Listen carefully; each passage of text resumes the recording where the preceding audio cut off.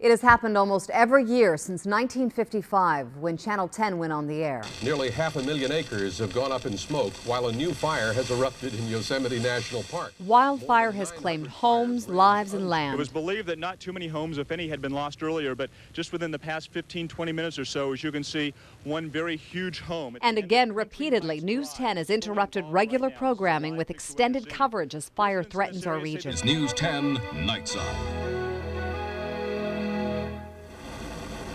Flames erupt in the hills of Oakland, claiming property, and now tonight, at least 10 lives. News 10 provided expanded coverage of the Oakland Hills fire. A wall of flame sweeps through the Oakland Hills. Hundreds of homes have been destroyed and thousands of people have been evacuated.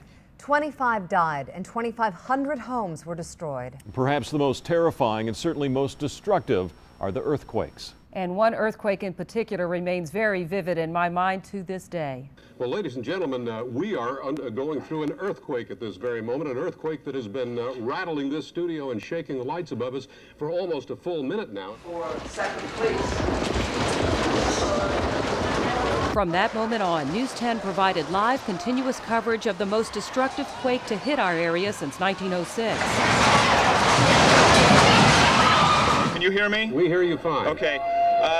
The electricity has just been restored here at Candlestick Park, but certainly the game has been called off. While Dan Adams remained at Candlestick to provide continuous live updates, reporters, including Mark Hedlund, made their way into neighborhoods hardest hit. Stoplights are all out, there's no electricity, and it's very, very difficult, in some cases impossible, to get to some areas of the city. But we did get to the Marina District.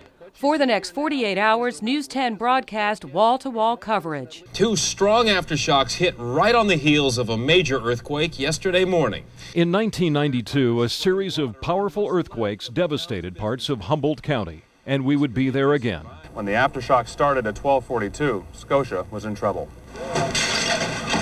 Scotia's Main Street Mall never had a chance. 2 years later in Southern California. At 4:31 this morning, a severe earthquake shook the Los Angeles area. In addition to anchor Alan Frio, News 10 dispatched 4 reporters to bring live coverage of the Northridge quake. The search and rescue effort here at the Northridge Meadows Apartments is over. The 16th victim found earlier this morning. Also there, Air 10. Here, Highway 14 collapsed on top of the I-5. 51 people died. 25,000 were forced from their homes. Co-anchoring the coverage in Sacramento was veteran newswoman Beth Ruyak, who joined News 10 in 1992. We want to finish one storyline for you. It seemed that during that time there weren't a lot of limits to what we could do. The local station recognized with the most Emmy Awards. You're watching KXTV Channel 10. And now, News 10 at 11. For most of her years here, Beth anchored with Alan Frio. Good evening, I'm Alan Frio. And I'm Beth Ruyak. Ruyak says her years at News 10 were without a doubt the best in her distinguished career. I wish at the time I could have seen how special it was, because I knew it was exciting professionally and personally. But now that I look back 10 years ago, it was just a treasure. In 1 hour, it's impossible to recognize the dozens of journalists who have brought you the news on News 10 over the last 50 years. Let alone recalling the estimated 500,000 stories we've covered in a half century. But we've pulled out some old tape and put together a collection of some of the major stories that have impacted our lives and our communities. The small town of Wilseyville was thrust into the international spotlight because of a macabre tale of sexual torture and mass murder. The battle that Charles Ng has fought for nearly 14 years now has finally ended, and yes, it was another day like that in court, and now Ng is headed to death row. The dramatic end of one of the most massive police searches in recent Sacramento history. 6-year-old Candy Tallarico found safe and sound hidden in the Elk Grove United Methodist Church. Police opened the trunk of a car in front of the church. They found 5-year-old Moai Han Se Fong, bound at the wrist but apparently unharmed. She had been kidnapped from in front of her downtown home early this afternoon. The Nestler walked up behind Daniel Driver and pulled out a semi-automatic pistol. Ellie Nestler has been found guilty of manslaughter. What they judged me on was on the vigilante, not on the fact. Dorothea Montalvo was allowed to walk away from her F Street house Saturday morning, just hours before officers uncovered more bodies. The count of victims is at 7. She should have been tailed very closely. The prime suspect in a homicide case. Los Angeles police officers arrested Montalvo late last night in her motel room. Ms. Montalvo, did you kill those people? This is News 10 Night Side.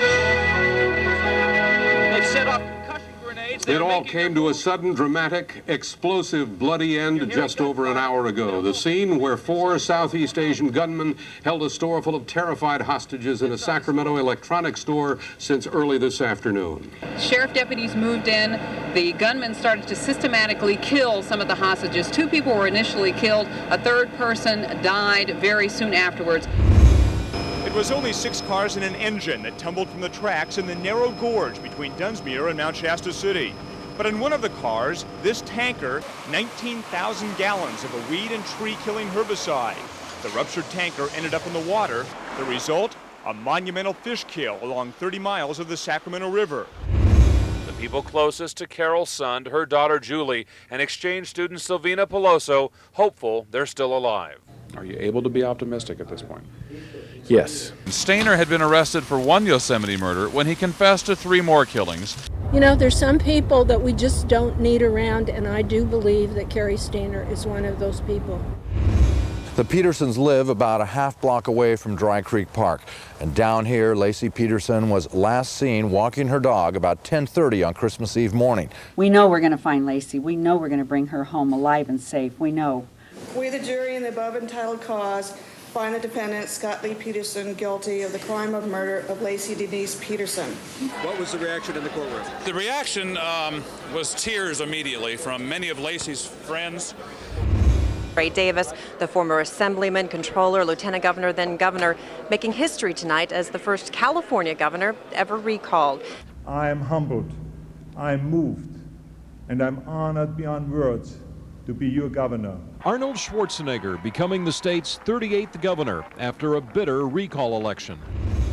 News 10 is the only Sacramento station to be honored with a Best Newscast Emmy. In fact, 2 of them. They usually go to the San Francisco stations. It's an honor not only for our hard news coverage, but also for stories that make a connection. Like back in 1985 when a wayward whale named Humphrey came calling in the Delta. Humphrey remains once again in Shag Slough tonight. This is the exact same place where he's been for nearly a week now. He's up on the bank. Humphrey spent 3 weeks near Rio Vista before eventually making it back out to sea.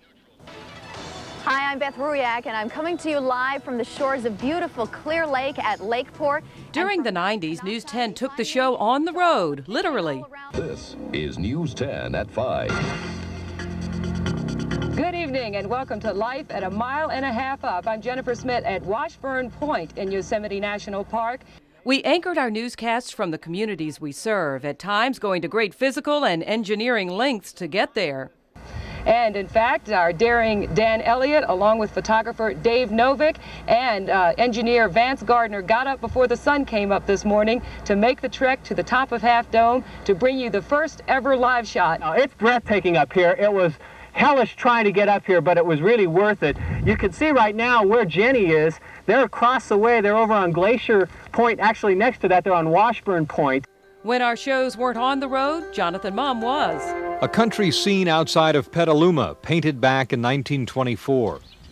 Well, it looks a little different today, although not really that much. Since it debuted on News 10 in 1983, Jonathan's California postcard has won 5 Emmy Awards. From cheese factories. This is the town jail. Only one prisoner is known to have escaped from here. Another prisoner, a fellow by the name of DeRoche, was in here on a charge of murder. This case never actually went to trial. Judge's record states, case dismissed, as the defendant was taken out and hanged by a mob. To ghost towns, Jonathan has taken us to hundreds of scenic and historic spots in Northern California. Wish you were here. Jonathan Mumm, News 10, Bodie. Coming up, a special sign-off as our journey through 50 years of News 10 continues.